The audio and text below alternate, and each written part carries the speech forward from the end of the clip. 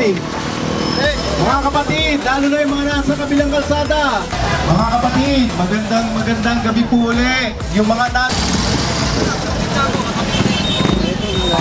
parang napakatahimik ata natin ah. Wala mong palakpakan dyan?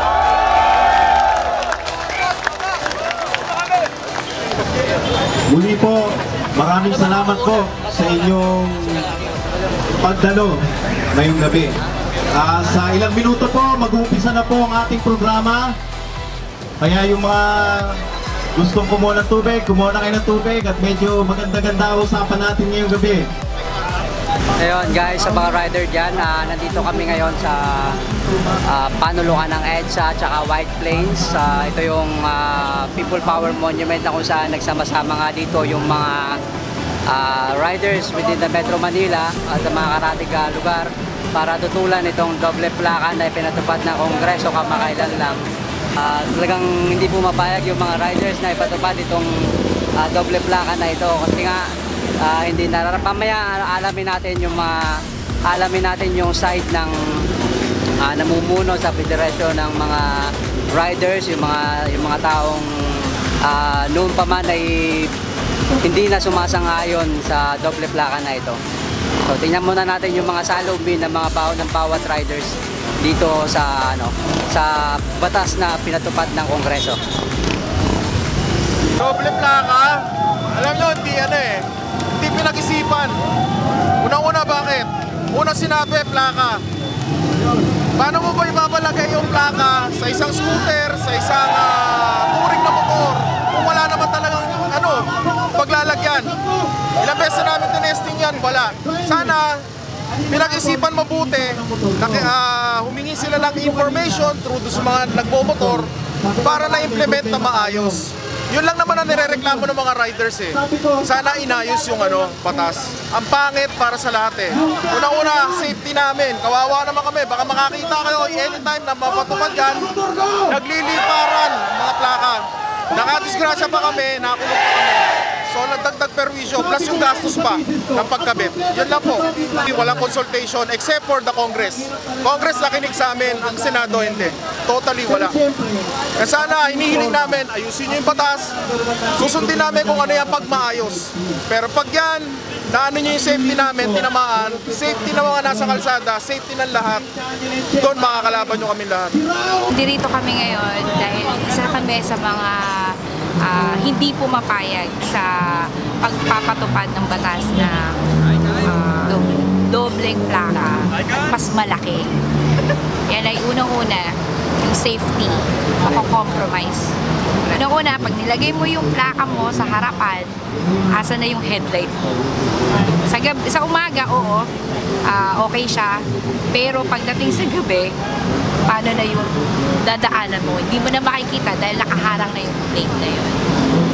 The reason kung bakit nandito ang mga tao ngayon is everybody here as a rider, alam nila what is safe and what is not safe para sa sarili nila.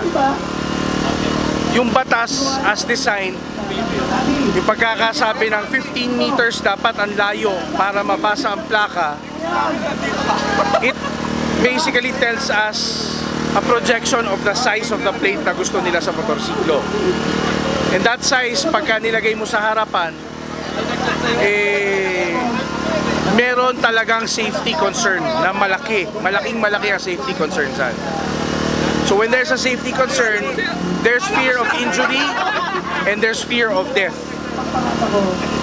Now, the next thing is yung sa punto ng penalties na nakalagay sa batas. If you lose a plate, ma-checkpoint ka, meron kang penalty tinitignan between 20 up to 100,000 pesos and or jail time. So you're turning the innocent because of this plate requirement into instant criminals. By forcing the riders to mark themselves up with plates this big, para ng para ng undue profiling ang datingan. We're instant suspects eh. Kasi we're being marked para makita daw mga plaka natin. It's as if gagawa tayo ng isang krimen. Criminality, if you check the percentage against the riding community, that's less than 1%. Less than 1%. Pero who suffers? 99% of the riding community, more than 99% of the riding community will pay for the sins of a few criminals. The plates are to identify would-be criminals. Walang tangang kriminal ang gagamit ng sarili niyang plaka in a commission of a crime.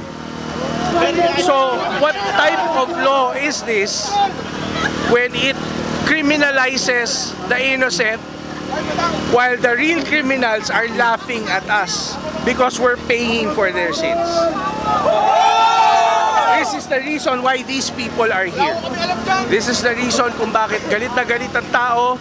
This is the reason why we've been fighting this for over 2 years now. Nilalabanan namin to.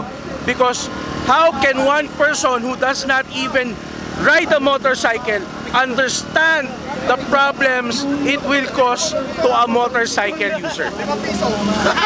Ang dami na nating mas mabigat na problema dito. Imbis na magtulungan tayo na harapin ang problema ng criminality, ang ginagawa nila, isinasaksak tayo bilang kriminal para lang sa tingin nila malulutas nila yung problema na yan.